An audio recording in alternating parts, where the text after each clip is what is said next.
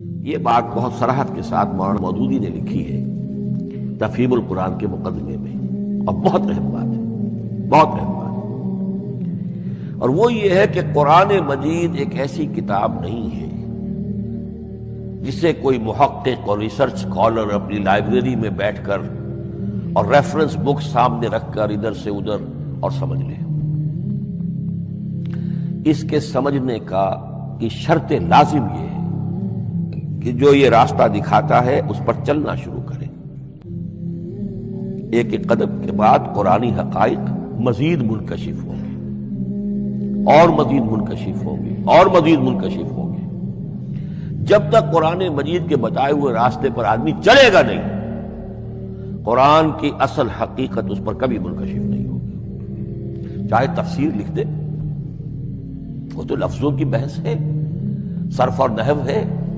یا روایات ہیں، وہ جمع کر دیجئے، لیکن یہ کہ قرآن مجید کا صحیح فہم عمل کے بغیر ممکن نہیں۔ جیسے قرآن مجید میں آتا زادتہم ایمانا، ایمان بڑھتا ہے، عمل کے ذریعے سے ایمان بڑھتا ہے۔ میں اس میں ایک شے کا اضافہ کر رہا ہوں۔ میرے نزدیک قرآن مجید مینول آف ریولیوشن، محمد عربی صلی اللہ علیہ وسلم نے ایک عظیم انقلاب برپا کیا دنیا میں، اور ایک انقلابی جد و جہد کی ہے۔ دعوت کے قبول کرنے والوں کو منظم کرنا، ان میں سم و طاعت کی عادت پیدا کرنا، پھر ان میں تن من دھن قربان کرنے کا جذبہ پیدا کرنا،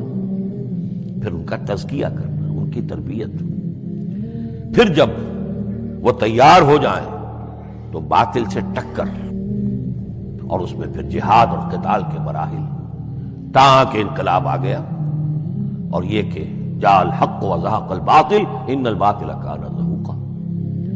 اس جد و جہد کے ہر مرحلے پر قرآن نازل ہو رہا ہے، جو اس مرحلے کے جو مسائل ہیں، جو اس مرحلے کے پرابلمز ہیں، جو اس مرحلے کی مشکلات ہیں، ان سے بحث کر رہا ہے۔ اب اگر کوئی فرد یا کوئی گروہ اس پروسیس میں وہ داخل ہی نہیں،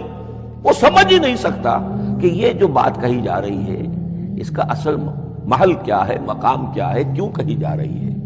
وہ تو جب اسی قسم کی انقلابی جد و جہد میں کوئی خود مبتلا ہوگا تو اسے معلوم ہوگا یہ تھی وہ مشکل، یا یہ تھا وہ مسئلہ، یا یہ تھا وہ مرحلہ جو اس وقت کی جو جد و جہد تھی محمد رسول اللہ والذین معہ کی، کہ اس وقت یہ آیات نازل ہوئی۔ اس طریقے سے مینول آف ریولیوشن میں کہا کرتا ہوں، چونکہ ہماری جو طب کی تعلیم ہوتی ہے اس میں مینول آف ڈسیکشن سب سے پہلے جو ہے اناٹومی پڑھائی جاتی ہے، اور ڈیڈ باڈی کی ڈسیکشن ہوتی ہے، تو مینول آف ڈسیکشن جو ہے وہ پہلی کتاب ہوتی ہے جو ہمیں ملتی ہے۔ یہ ہوتا ہے، بتایا جاتا ہے یہاں ذرا شکاف دو اور یہ کھال کو کاٹو، اس کے اندر تمہیں یہ نظر آئے گا، یہ فیشیا ہے، پھر اسے اس کے اندر ایک اور شگاف دو، یہ نظر آئے گا۔ بالکل اسی طریقے سے قرآن مجید کی انگلی پکڑ کر اگر آپ چلیں گے تو پھر درجہ بدرجہ قرآن